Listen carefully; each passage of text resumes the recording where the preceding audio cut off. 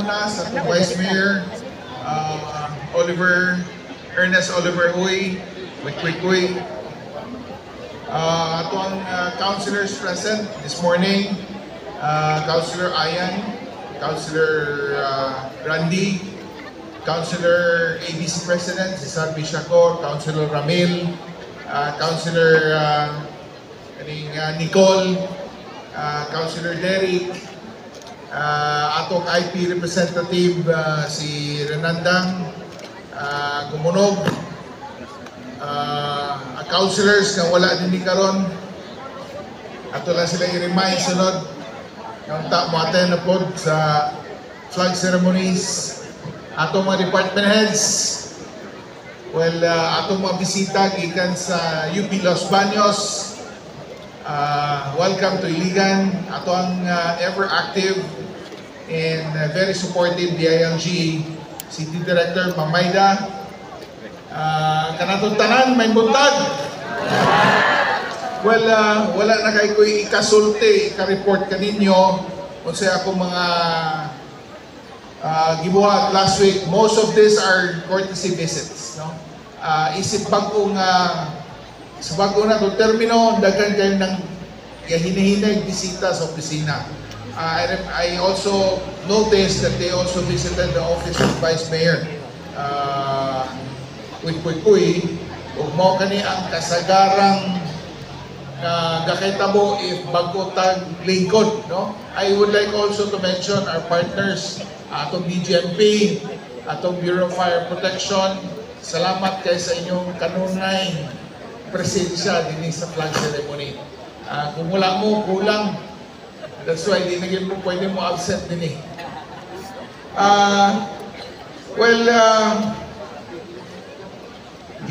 Ibang report na magyapong kaganihan ni Darwin Manubag. Una niyato isang executive briefing alang sa mga newly elected and re-elected public officials. Importante kay ni para tanang elected officials makasabot o makita nila unsay atong gihanay nga direksyon, no? Para mapasunod o may atong mga targets moving forward. So I would like to thank especially Vice Mayor Uy na naagit siya dito. Ingon siya po na kung pwede ba kumunan ulit. Ko ayaw. Nagpabiling siya taman sa nahuman. No? Kinsa pa kayo na dito si Ayan, to dito. Kinsa nga dito Ramil, Michelle Sweet. Kinsa no? Marlene Yang, Tatay Huertas. Ang absent dito si Derek Xiao, si Councilor Randy Ong. Sino pa si Derek Xiao? Si Shakor, wala dito. Ramil Toa. Ang IPMR na ito representative, wala po dito, no? But unta next time, unay mo ani. You're most welcome para makita ko nimo kung unsa atong mga gibambuhat para masabtan natong tanan, especially our SK representative. Also, last week nahimong host ang Iligan City Division sa 64th DepEd Region 10 ng Regional Management Committee meeting ang Mancom. Dito na dayon ang report nga kung nadunggan nga grabe ang kabibo sa Mancom. Mo nang the next day, the next morning dito na nagka-giatake si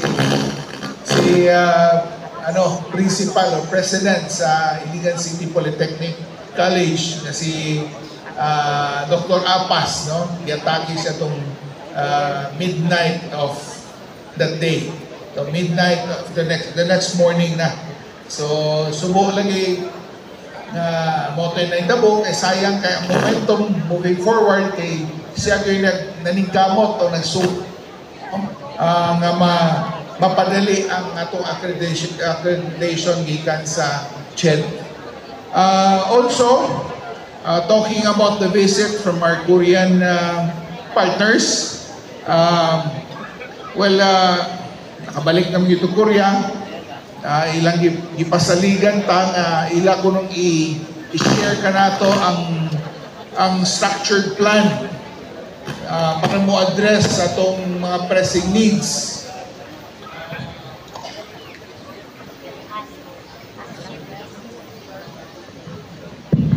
Hello? Mga pressing needs na to, and then mga relevant supporting materials. Ingon nila, magpadala daw silang mga questions and we need to answer them back. So, what really caught my attention is that ang mga Koreano, when I asked them, how do you compare the Philippines, or particularly Iligan City, to Korea, South Korea? Ang answer atong gamay nga Koreano, ano siya, I don't want to answer that question. But I would like to compare Malaysia to the Philippines.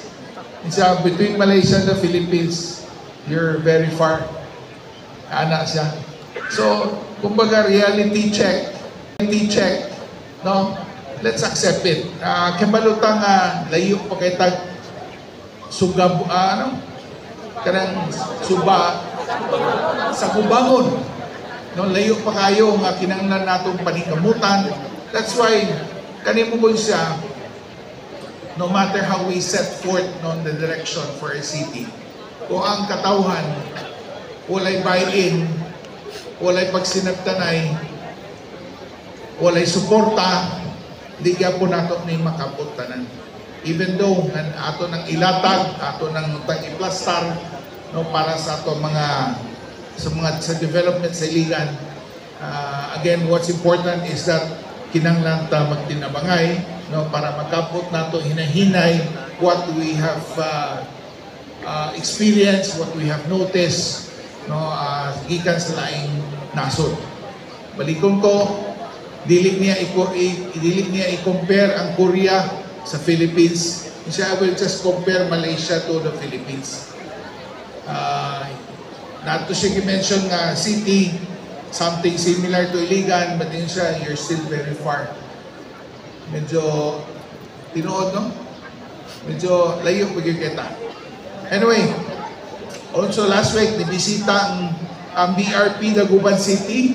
No, this is usa ni sa kabarko, actually kapila ni balik og Iligan, nalang sila i-diskarga, and ang ilang kapitan, no, si Commander Susan Quisido. Kanamugin tayo mga Quisido din sa Iligan. Ako pong i-welcome sa opisina. Ambot lang po nakabisita ba sa opisina ni Vice Mayor. So they're very happy na ang Iligan is always open sa pagbisita sa itong mga Navy boats o Navy vessels. So salamat kay sila. This is true. Gikan sa usa sa ilang mga admirals, no, si Joe Anthony Orbe, na kasamtangan karon, kung wa ko masayop ikatulo, third overall na commander sa Navy. So Iliganon gani, mo na ato ibalik-balik. Kung Iliganon gani, we should always be proud of them. Also last week, bisita po ng NBI, nibisita po ng Cornelia Condotel sa opisina. Wala na ako di-mention kung sa itong atong nakita. And well, the place, although it's small, but it's very well designed.